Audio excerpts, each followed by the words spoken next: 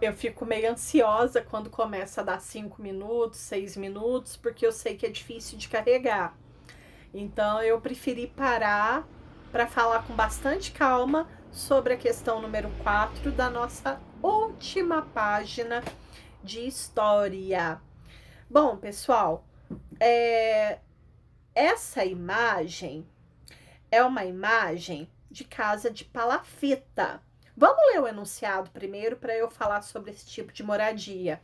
Embora eu já tenha falado com vocês lá na escola, tá? Relembre o que já foi estudado. Para relembrar, tanto que eu já falei. Leia esta imagem. Tá vendo, pessoal?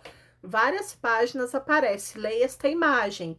Imagem também deve ser lida. Leitura semiótica. Leia esta imagem que mostra uma área de Manaus no estado do Amazonas. Olha, pessoal, o que acontece? Nessa região do Brasil, lá tem um rio e os moradores, a principal base de sobrevivência deles é o rio. Não é igual a gente aqui, que a gente ou trabalha na zona rural ou trabalha na zona urbana. Ou a gente é agricultor, pecuarista, ou a gente trabalha em comércio, a gente é advogado, a gente é dentista, a gente é professor, a gente é médico, a gente é comerciante. Lá, pessoal, a principal base econômica, a principal forma que eles têm para sobreviver é o rio. Então eles pescam. E aí tem a floresta lá perto, então eles pescam. Então eles usam muito o que tem na natureza. Então essa região é uma região que não tem shopping, que não tem parques, que as escolas não são iguais às nossas escolas. Eu estava lendo esses dias lá, a escola é o seguinte, lá a criança de 7, 8 e 9 anos, elas ficam na mesma sala. Então a gente fala que é uma escola seriada. Então o professor, ele dá atividade da aula para crianças de várias fases, tá? Então, a vida deles é completamente diferente da nossa. Lá, por exemplo, a maioria das crianças nunca viram nenhum carro. Lá, o meio de transporte é pelo rio. Lá é comum as crianças tomarem banho nos rios. Então, lá é comum, pessoal, eles conviverem uns ajudando aos outros. E aí, pessoal, a moradia deles, ela é diferente da nossa também. Porque se vocês observarem, o rio, ele chega até a casa deles. E por que tem essas toras de madeira? Por dois motivos. O primeiro é para proteger eles de certos animais selvagens que vivem nos rios.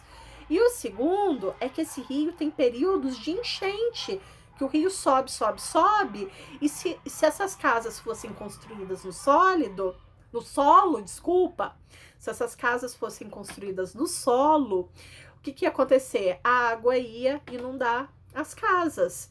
Então, por isso que é importante que essas casas sejam construídas sobre essas toras de madeira, para que não sejam inundadas e no período de enchente as pessoas não percam o que elas têm. Inclusive, eu tava procurando uns vídeos no YouTube para eu mandar para vocês e eu tava vendo um vídeo da Globo, daquele Globo Rural, e mostrando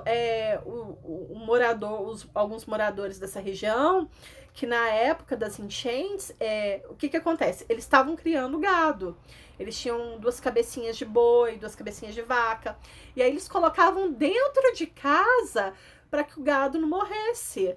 Então, durante o período da enchente, ficava a família e o gado dentro de casa, ok? E essas casas, elas chamam casas de palafitas. Casa de palafita é a casa que é construída com a tora de madeira sobre o rio, tá? É na beira do rio, tanto que a gente fala que eles são ribeirinhos. Não é dentro do rio não, tá, pessoal? É na beira do rio, na beirada. Então, o que acontece aqui? É porque essa imagem deve ser um período de enchente. Deve ser um período que a água subiu.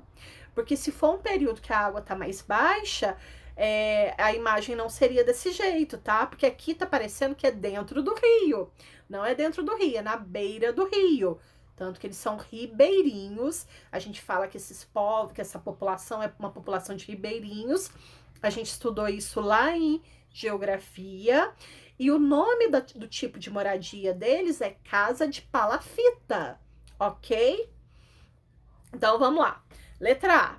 Em que local essas casas foram construídas? Marque um X. Na alternativa correta. Em um aeroporto, às margens de um rio ou em estradas asfaltadas? Falei agora há pouco. Letra B. A maneira como essas casas foram construídas pode revelar informações sobre a história da cidade? Uai, gente, se a gente consegue determinar o tipo de moradia pelo lugar que ele vive, isso nos dá também informações sobre a cidade, sim. Ok? E se a gente observar, pessoal, essas moradias, elas são todas adaptadas para o lugar que eles vivem, tá joia? Número 5. Essa número 5, na hora que eu li, eu lembrei de vocês. Eu falei tanto isso lá na sala. De acordo com o que você estudou, onde os antigos povos preferiam fundar cidades? Pessoal, falei para vocês tanto que eu ia cobrar isso em prova. Lembra quando a gente começou a estudar história, que a gente estudou as primeiras cidades, que eu falei para vocês que as primeiras cidades eram fundadas sempre perto do quê? Vou relembrar, perto do rio, né? Porque eles precisavam de um lugar para poder plantar. E se fosse um lugar longe do rio, eles não tinham toda a tecnologia para trazer a água. Então, todas as primeiras cidades, elas foram construídas próximas a rios, justamente por causa dessa questão, que eles estavam começando as plantações, ok? E sua cidade, onde ela foi fundada, aí vocês pesquisem onde que Campos Gerais e Campo do Meio foi fundada. Terminamos por aqui, acabamos geografia. Segunda-feira, eu acho que a gente não consegue acabar português, eu acho que a gente fica segunda e terça para acabar português, e aí a gente conversa como que a gente vai prosseguir, tá joia, criançada? Bom final de semana, fiquem com Deus, brinquem bastante, leiam, vejam filmes, vejam documentários, aprendam, estudem, sejam crianças, chamem aí a mamãe para poder fazer uma comida gostosa. Domingo é Dia das Mães, viu? Faz um cartão bem bonito para mamãe, tá bom?